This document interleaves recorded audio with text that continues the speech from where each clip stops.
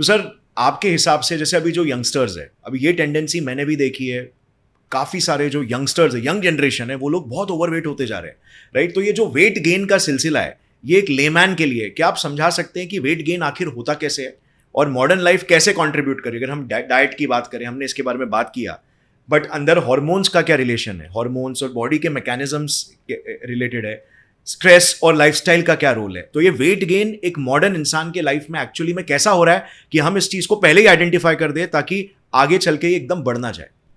देखिए, हमारा जो साइंस है ना, मतलब ये है ना, बहुत पुराना है। अगर आप वेद पुराण को भी देखेंगे तो निगलेक्ट नहीं कर सकते आप। सूर्य का एक बहुत बड़ा रोल होता है, सन, राइट। उसका निकलना और उसका डूबना, ये आपके पूरे साइकिल को कंट्रोल करता है। Energy cycle. बहुत एनर्जी साइकिल को, आपके थिंकिंग साइकिल को, आपके स्लीप साइकिल को, आपके फूड साइकिल को, everything is control. Right. For example मैं आपको बताता हूँ, भाई आपकी टॉयलेट ट्रेनिंग तो ऐसे होती है कि मॉर्निंग में आप टॉयलेट जाएं। मान लीजिए आप यूएस जाते हैं, हाँ। तो वहाँ की मॉर्निंग यहाँ की रात होगी, हाँ। पर वहाँ पे टॉयलेट तो आप मॉर्निंग में ही जाएंगे। मॉर्निंग में जाएंगे। तो ये सन के साइकिल पे, राइट। ये आपकी आदत से नहीं कोई लेना देना है। उसी तरह से आपके पैनक्रियाज में से भी इंसुलिन का रिलीज सन के साइकिल से डिपेंडेंट है, आपकी स्लीप साइकिल से है।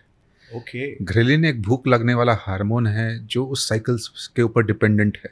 राइट। सो आपके बॉडी के सारे हार्मोन, चाहे वो थायराइड हो, घ्रेलिन हो, इंसुलिन हो या कोई और हार्मोन हो, वो उस साइकिल से रिलेटेड है। Believe me, it is related.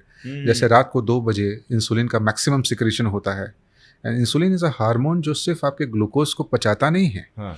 बल्कि आपके बॉडी में रिपेयर का काम भी करता है। ओके। ठीक है। पर आपने दिन भर मीठा खा के, आपको मान लीजिए दिन में 25 यूनिट इंसुलिन निकलना है, जिसमें से 75% रात में निकलना चाहिए, 25% दिन में निकलना चाहिए, पर आपने बहुत सारा खा के 75 सुबह निकाल दिया, और 25 रात को निकलेगा, तो कितना रिपेयर होगा? राइट। रिपेयर नहीं हुआ तो body is eight physical stress. ठीक है। फिर आपने स्लीप को डिप्राइव कर दिया। अब वो सोते वक्त होना चाहिए, आप 2 बजे सो रहे हो तो फिर से वो ढंग से नहीं होगा। तो पूरा सर्केडियम रिदम जिसको हम लोग बोलते हैं, उसको हमने बिगाड़ दिया है। वरना अगर आप देखने जाइए तो पहले लोग बोलते थे ब्रह्म मुहूर्त में उठना चाहिए। अग्रीड, 4 बजे 5 बजे। अब ब्रह्म मुहूर्त क्या होता है, मुझे तो लगता नहीं है कि यंग एडल्ट को पता भी होगा कि ये होता क्या है। रात को 1 या 2 बजे जो अर्बन पॉपुलेशन की आप बात कर रहे थे थोड़ी देर पहले कि 70% ओबेसिटी है, तो मुंबई जैसे शहर में आप रहते हैं, अहमदाबाद जैसे शहर में मैं रहता हूँ, रात को 1 बजे अगर पुलिस का डंडा नहीं पड़े तो लोग आराम से चाय कॉफ़ी और नाश्ते के लिए बाज़ार में आराम से घूमते फिरते रहते हैं, मस्ती करते रहते हैं।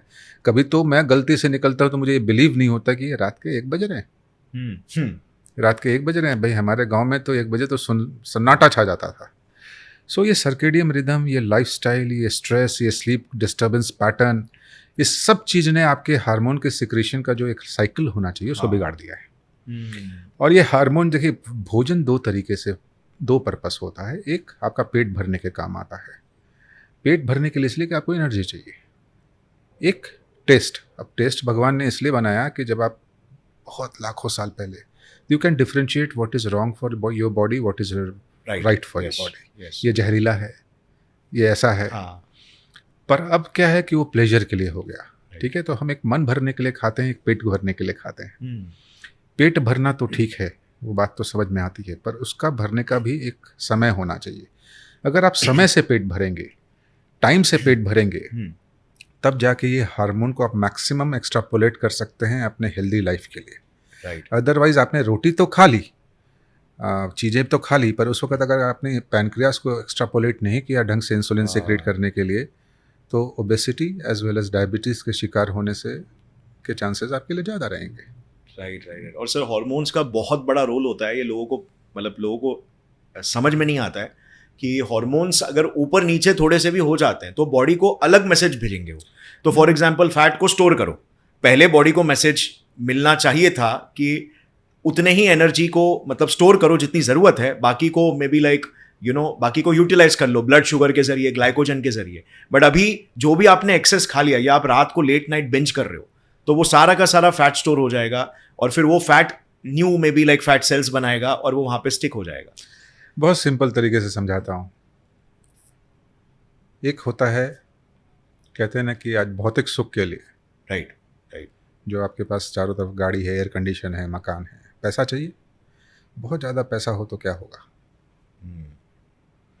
बहुत ज़्यादा फैट चाहिए पर बहुत ज़्यादा फैट हो तो क्या होगा। जैसे टॉक्सिक हो जाता है ना पैसा भी, दिमाग ख़राब कर देता है, गलत चीज़ों की आदतें डल सकती हैं अगर वो कंट्रोल्ड वे में नहीं है, या किसी के पास कंट्रोल नहीं है। मान लीजिए मेरे जेब में कुछ पैसे ऐसे पड़े हैं जिसका मुझे लगता है कि चलो गलत, मतलब जो चीज़ें उतनी सही नहीं है वहाँ यूज़ कर लें। उसी तरह से फैट बहुत ज़्यादा अच्छा नहीं है। जो फैट आपके लिए प्रोटेक्टिव होता है वही टॉक्सिन रिलीज करना शुरू कर देता है, right, after certain, exactly, stress hormones secrete करना हाँ, स्टार्ट कर लेता है, एक सर्टेन एक्यूमुलेशन के beyond that starts giving you something bad. Right, एक लेवल तक इट इज़ प्रोटेक्टिव, हाँ, एक लेवल से ज़्यादा it is destructive. Right, right. ये सर मैंने इसके बारे में भी एक रिसर्च पढ़ा था जिसमें जो फैट सेल्स होते हैं तो वो किसी ना किसी तरीके से, मतलब एक मैकेनिज्म के थ्रू वो कॉर्टिजोल को रिलीज करते हैं और बॉडी कंफ्यूज हो जाता है। अपने हमारे जो इम्यूनिटी सेल्स है, WBCs होते हैं, वो कंफ्यूज हो जाते हैं कि यार ये जो इतने मात्रा में कॉर्टिजोल रिलीज हो रहा है कहाँ से हो रहा है, राइट।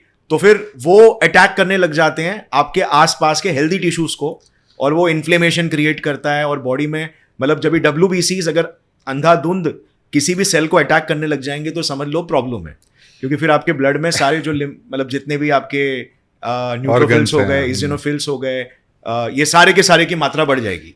देखिए इसमें होता क्या है कि ओबेसिटी एक प्रो इन्फ्लामेटरी स्टेज है, राइट। इन्फ्लामेशन बहुत सादी भाषा में समझाऊंगा कि मुझे वायरस का अटैक हुआ, हाँ, मेरे बॉडी में इन्फ्लामेशन हुआ, राइट।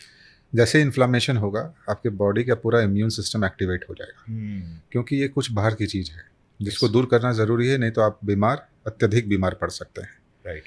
तो उसी तरह से obesity is a pro inflammatory stage, proven है, इसमें कुछ अब प्रूफ करने की ज़रूरत नहीं है। तो जो आपने बताया एक्टिव होना ही है, एंड ये रियलाइजेशन, मतलब ये सारा का सारा सिस्टम आपका जो है एक दीमक के रूप में काम करता है। ओबेसिटी जो हर जगह लग चुका है, बस सही वक्त का उसको इंतज़ार उसको सही वक्त का इंतज़ार रहता है कि किस ऑर्गन को कब वो एक्सट्रीम डैमेज के ऊपर ले जाए। क्या आप थोड़ा सा बता सकते हैं कि ओबेसिटी से, ओवरवेट होने से क्या क्या प्रॉब्लम्स आते हैं जो कि आगे चल के क्रॉनिक हो सकते हैं? आपकी हेल्थ कैसे है ना, जो आपने बात की कि भाई कौन कौन सी बीमारियां हो सकती है, क्या सचेतकी रखनी है, राइट। मैं आपको बहुत सच बोलूँ ना, सर से शुरू कर दो पाँव तक, क्या नहीं हो सकता। हाँ, 1000 तरीके की बीमारियां हो सकती हैं। पूरा देश अब तो मेरे को लगता है कि योग की तरफ देख रहा है, पूरा विश्व योग दिवस मनाता है। क्यों? ज़रूरत नहीं थी इतनी ज़्यादा भी करने की ना, लेकिन मोटापा बढ़ने से डिप्रेशन, आंखों पे प्रेशर आने से चश्मा जल्दी आ सकता है, you will not believe it. आपको सांस की तकलीफ हो सकती है जिसको स्लीप एपनिया बोलते हैं। अभी तक आपने हार्ट अटैक सुना है ना, सांस का भी अटैक होता है, लोग सांस नहीं ले पाते रात में सोते सोते, जिसके कारण उनकी मृत्यु हो सकती है। ओके। फिर उनके नीचे उतरिए तो आपके हार्ट में प्रॉब्लम्स, हार्ट अटैक की आपने बात की, lifestyle and obesity is a major cause for it. फिर उससे नीचे उतरिए तो कुछ कैंसर्स जैसे ब्रेस्ट कैंसर, कोलोनिक कैंसर्स, इस तरह के कैंसर्स ओबीस पेशेंट्स में 1.5 गुना ज़्यादा चांसेस है होने के। अग्रीड। फिर पैनक्रियास से आप रिलेटेड देखिए तो डायबिटीज़ होने के चांसेस ओबीस पेशेंट्स को ज़्यादा हैं। लीवर से देखिए तो लीवर, फैटी लीवर जिसको सिंपल भाषा में बोलते हैं, जो बाद में सिरोसिस में चेंज हो सकता है, वो ओबीस पेशेंट में होने के चांसेस बहुत ज़्यादा होते हैं। फिर सिंपल रोज़मर्रा की बीमारी कॉन्स्टिपेशन ओबीस पेशेंट में ज़्यादा होते हैं। इम्पोटेंसी ओबीस पेशेंट्स में ज़्यादा होती हैं। इनफर्टिलिटी ओबीस फीमेल्स में ज़्यादा होती हैं। फिर आप नीचे उतरिए तो नसों की प्रॉब्लम, पाँव में सूजन आ जाना, इस तरह की मल्टीपल प्रॉब्लम्स, जोड़ों का दर्द जो 60 साल में होना चाहिए वो 40 साल में शुरू हो जाता है। आपके घुटने बेकार हो जाते हैं, ब्लड प्रेशर, तो इस तरह की काफ़ी सारी बीमारियां हैं जो ऊपर से नीचे आप बोल सकते हैं। ये तो सिर्फ फिजिकल बीमारी हो गई, हाँ, मेंटल अलग। मतलब इस चीज़ को आप कोरिलेट ही नहीं कर पाएंगे। जब मैं तो पेशेंट्स देखता हूँ, भगवान जाने कि कितने लोगों ने कितने को देखा है। जैसे स्टोन का पेन होगा ना गौरव, अगर आपको स्टोन का पेन होता है तो उस पेन को आप समझ पाओगे, मैं नहीं समझ पाऊंगा कि वो कितना इंटेंस है। राइट।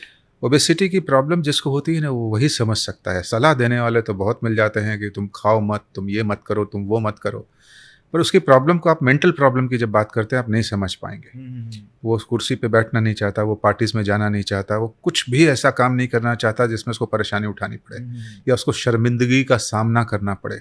बिकॉज हमारे समाज में इस चीज़ का एक्सेप्टेंस भी उतना नहीं है कि this is something natural. Right. He is diseased, obesity is a disease, इस आदमी को उसकी बीमारी है। हाँ